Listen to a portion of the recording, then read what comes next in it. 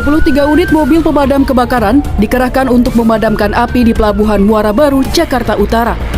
Pada akhir Februari 2019 lalu, 34 kapal nelayan terbakar akibat kesalahan prosedur pengelasan di salah satu kapal. Hembusan angin yang kencang menyulitkan 95 petugas dalam memadamkan api.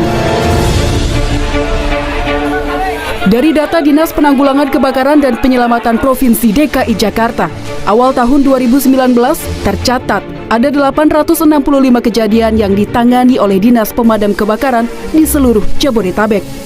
Di bulan Januari hingga Desember 2018, terdapat 3.900 kejadian di DKI Jakarta. Angka ini naik dari tahun 2017, yaitu 2.700 kejadian. Dan kejadian terbanyak adalah kebakaran yang disebabkan oleh arus pendek listrik, kebocoran gas, dan sisa pembakaran sampah. Kejadian terbanyak yaitu pukul 6 pagi hingga 12 siang. Dan di DKI Jakarta sendiri terdapat 290 pos pemadam kebakaran dengan estimasi ada 6 pos di setiap kelurahan.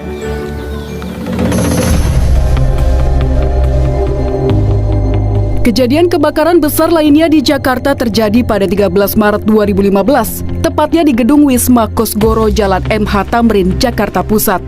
Selama lebih dari 12 jam, petugas berusaha memadamkan api dengan mengerahkan 35 unit mobil pemadam dari seluruh wilayah Jakarta, termasuk Skylift, untuk memadamkan api di atas gedung.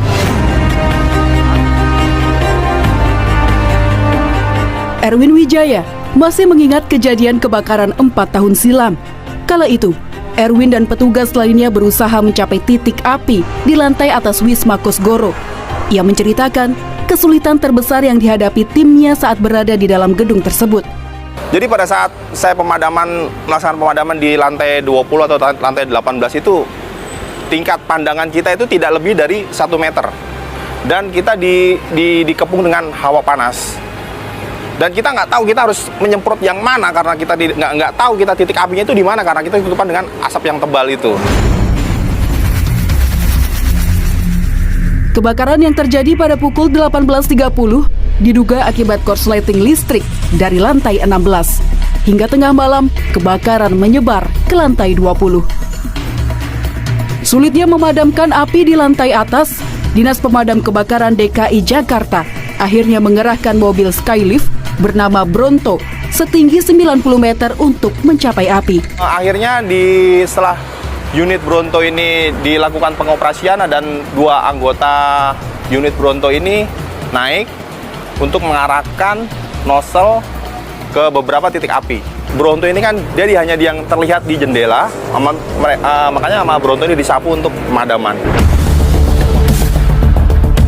Inilah Bronto, mobil Skylift yang berfungsi membantu petugas untuk memadamkan api dan mengevakuasi korban dari bangunan tingkat tinggi.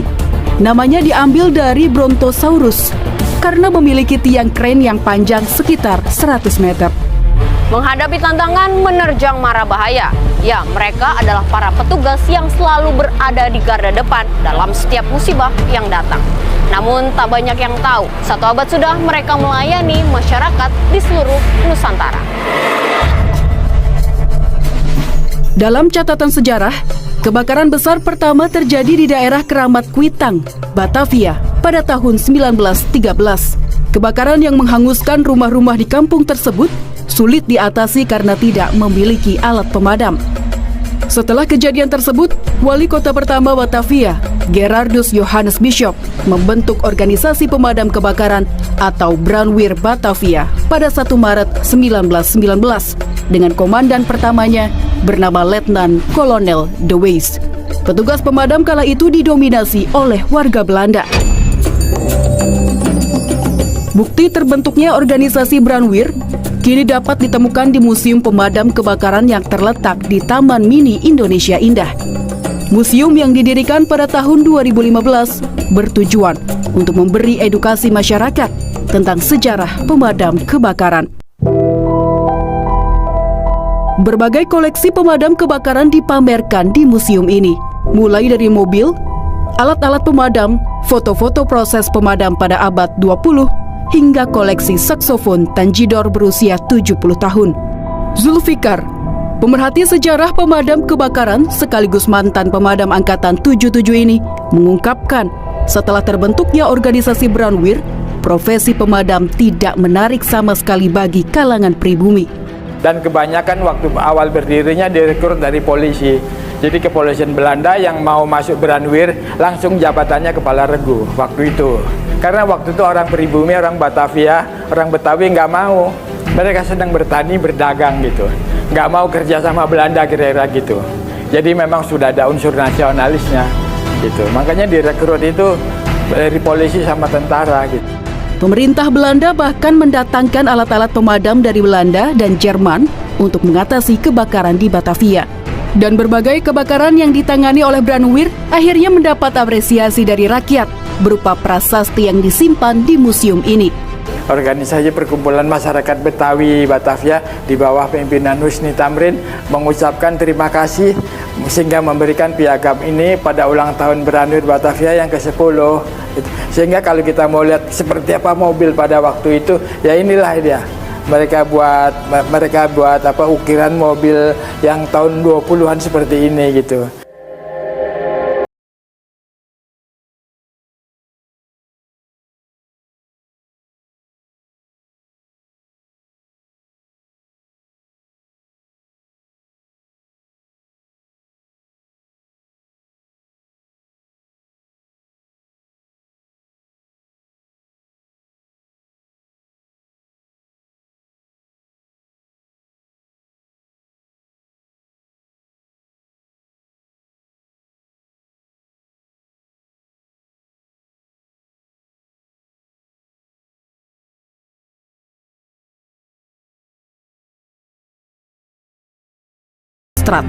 Saat kepemimpinannya inilah para petugas mulai memakai seragam berwarna biru yang masih dipertahankan hingga kini.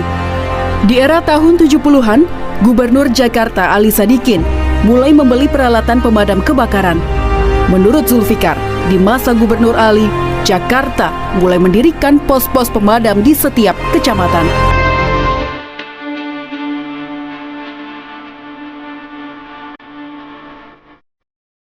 Inilah gambaran pemadaman api yang terjadi di awal abad 20. Pemadam tempo dulu hanya memiliki alat-alat sederhana seperti tangga yang berada di atas mobil, semprotan air, dan helm, serta seragam yang belum tahan api.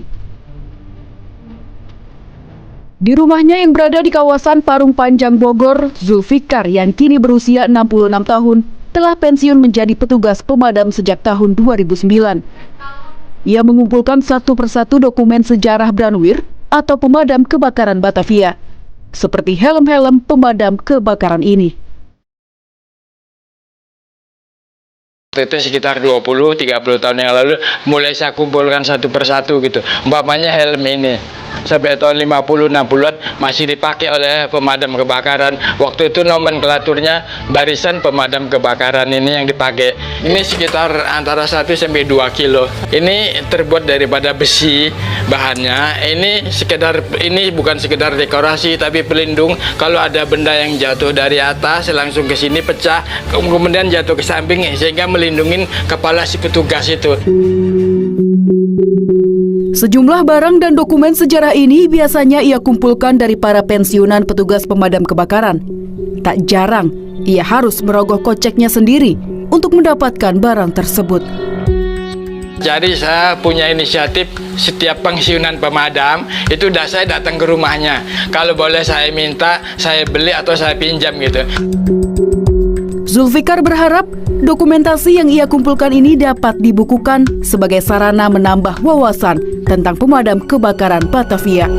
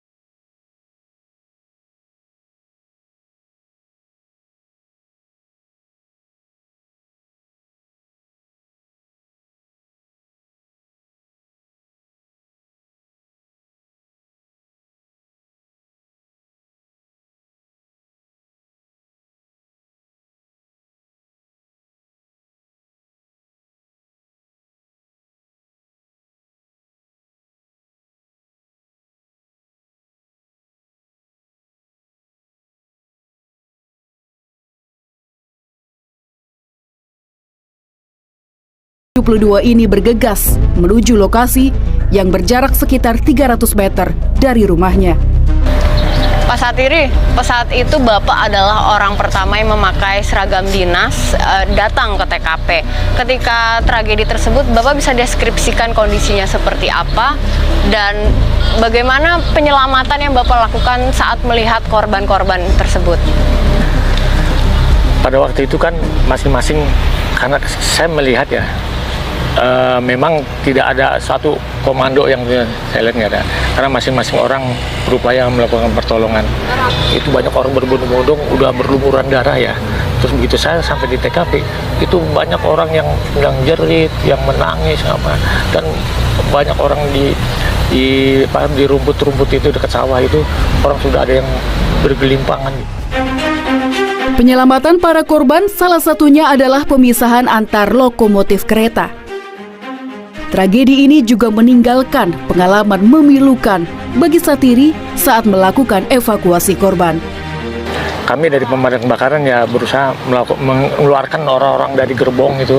Pada waktu saya sibuk-sibuknya berusaha membantu korban itu, ada satu orang yang terjepit antar gerbong gitu. Antar gerbong dia terjepit, terus manggil saya gitu, Pak, karena saya yang berpakaian dinas. Panggil Pak, tolong Pak, catat nama saya Pak, ini nama saya, tolong kasih tahu keluarga saya. Saya sempat catat saya, tapi karena waktu itu saya begitu sibuknya, begitu paniknya, saya tidak sempat, sampai sekarang nggak sempat kasih tahu keluarganya. Itu yang saya merasa berdosa. Bahkan Bapak katanya sampai nggak mau lewat rel ya Pak setelah kejadian itu ya Pak? Saya memang ya karena teringat itu ya, begitu rupa. Sampai saya cukup lama lah, saya nggak pernah lewat situ. Dan bahkan orang-orang juga kan pada takziah, katanya kedengaran ada yang takziah, saya nggak pernah datang gitu. Karena saya masih teringat betul itu. Tugas berat dan trauma psikis para petugas pemadam di setiap kejadian harus dihadapi. Bahkan nyawa menjadi taruhannya. Pengalaman lain datang dari Idrus. Kejadian yang hampir merenggut nyawanya 21 tahun silam mengakibatkan salah satu matanya cacat. Alat penglihatan Idrus terkena asap saat memadamkan api di kantor Televisi Republik Indonesia, Jakarta Pusat pada tahun 1998. Mantan Kepala Suku Dinas Pemadam Kebakaran Jakarta Pusat ini menceritakan kondisi dirinya saat berada di dalam gedung TVRI. Lancar itu gitu. Cuma masalahnya masuknya ke dalam itu asapnya perih. Karena rupanya film-film yang ada di gudang-gudang itu bakar. Dahsyat betul itu perihnya itu, ya. Ya masuk di gudang itu ya. Gudang itu kan warnanya udah macam-macam di situ. Setelah kejadian tersebut, mata Idrus mengalami iritasi dan gatal yang berkepanjangan akibat asap. Sehingga ia dioperasi selama 4 jam, hasilnya retina Idrus tidak bisa kembali berfungsi normal. Dalam bahasa Belanda, brandweer berarti pemadam kebakaran. Pada 1 Maret 1919, menandai lahirnya instansi yang usianya kini mencapai 1 abad. Awal Maret lalu, Kementerian Dalam Negeri memperingati 100 tahun pemadam kebakaran atau Damkar di Pekanbaru Riau. Sementara itu, Guru Besar Manajemen Konstruksi Universitas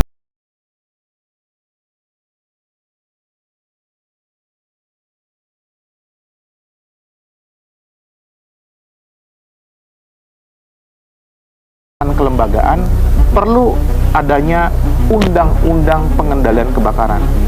Kenapa? Karena berdasarkan undang-undang inilah nanti akan menjadi kebijakan yang turun sampai ke daerah. Jadi memang kalau negara-negara yang sudah established dia punya fire code ya, fire code undang-undangnya sudah ada. Dia malah ada biasanya undang-undang kebakaran dan undang-undang kelembagaan kebakarannya. Kalau mereka undang-undang, kita kadang masih ada Permendagri, masih di bawah undang-undang gitu. Dalam hal regulasi, Pemadam kebakaran kini diatur dalam Peraturan Mendagri Nomor 114 Tahun 2018 yang berisi standar teknis pelayanan dengan standar minimal suburusan kebakaran daerah, kabupaten, atau kota. Peraturan ini sebagai rujukan setiap daerah yang memiliki dinas pemadam kebakaran, termasuk aturan soal pendapatan para petugas pemadam.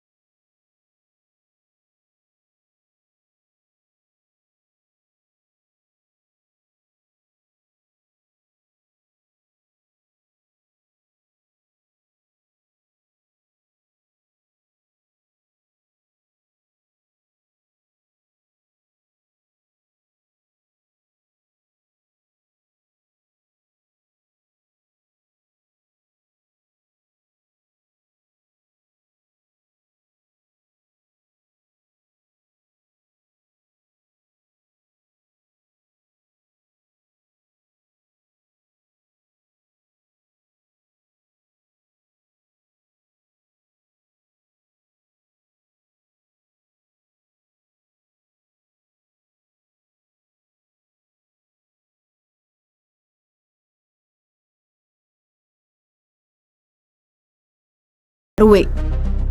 Nama kesatuan diambil dari area pos tersebut berada atau organisasi swasta. Pos pemadam seperti ini biasanya berada di dalam bangunan pribadi milik warga. Begitu banyaknya pos di setiap sudut jalan, sehingga Banjarmasin dijuluki Kota 1000 Pemadam Kebakaran. Tak hanya laki-laki, perempuan pun ikut serta dalam barisan balakar, hingga ikut terjun ke lapangan saat kebakaran. Bunia adalah satu dari sekian banyak anggota balakar perempuan di Banjarmasin. Wanita berumur 57 tahun ini sudah menjadi balakar selama 10 tahun. Sebagai balakar perempuan, Bunia menceritakan bagaimana dirinya diremehkan oleh kawan-kawannya. Emang perempuan itu kerjaan laki-laki, ngapain perempuan, emangnya kurang kerjaan, nah gitu. Terus sering. Si Bu menanggapinya? Nanggapi ya santai aja, sama ketawa aja kita. Jumlah anggota balakar diperkirakan ada 6.700 yang berada dalam 270 kesatuan. Wali Kota Banjarmasin, Ibnu Sina berjanji akan memberikan asuransi bagi balakar. Ingin asuransikan karena mereka ini kan bekerja dengan sangat luar biasa. Kerelawanan itu muncul tidak hanya siang, malam, tengah malam pun kejadian langsung datang. Kalau yang sifatnya keluar masuk ya, mungkin nanti bergabung, nanti keluar lagi gitu. Rasa-rasanya yang bergabung di pemadam kebakaran, mereka betah di sana karena panggilan jiwa sesungguhnya. Sementara itu, anggota tim Akademis Rancangan Undang-Undang Kebakaran ini berpendapat, meskipun ada asuransi, wacana tersebut tetap harus melihat aturan yang berlaku. Tapi lihat aturan yang di atas. Kalau dia adalah aparat sipil negara, ada mekanisme asuransi, oke. Nah, bagaimana dengan yang outsource atau yang semi atau masyarakat? Ya, saya pikir peraturan lah, daerah lah yang membuat itu. Dan saya menghimbau balakar itu terdaftar, ya, untuk mendidik masyarakat. Rancangan Undang-Undang Kebakaran memang masih dalam tahap proses yang panjang. Optimisme untuk meningkatkan para pelayan masyarakat ini masih terus membara. Nah, ini ke depan ini akan menjadi hal yang kita harus diskusikan bersama, kita sampaikan ke pemerintah pusat dan juga yang terkait untuk sama-sama memikirkan ini sehingga nanti terwujud pemadam yang standar se-Indonesia. Ya, inilah cerita dari mereka yang jasanya kadang terlupakan. Tetesan keringat mereka adalah keberanian untuk datang pada kejadian yang tak diinginkan oleh siapapun. Ketika hidup dan mati berada dalam garis yang begitu tipis, mereka berjuang untuk pantang pulang sebelum padam. Namun besarnya jiwa mereka untuk melayani masyarakat adalah bukti bahwa pekerjaan ini tidak bisa dipandang sebelah mata.